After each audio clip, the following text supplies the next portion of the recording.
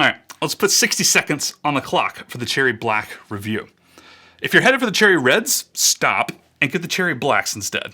Just my opinion. The Cherry Reds, sure, smooth, fast, linear, good for gaming, yada yada.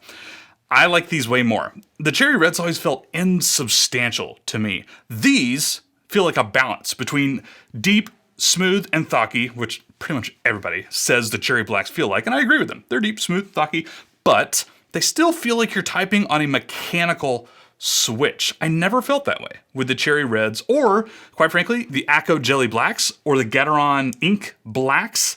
I like the Cherry Black better than those. The Gateron Milky Yellows, I'd actually put them on the same tier as this. The Milky Yellows are like way more buttery. These are somehow a balance of, I can actually feel it like a mechanical switch, yet they're deeper and smoother and thockier. So that's all I got, family. If you're going for the Reds, get the Blacks instead. I love you. Hashtag like, comment, subscribe, pay me money for things. Hashtag Keep News, hashtag YouTube. Have a good day. Adios.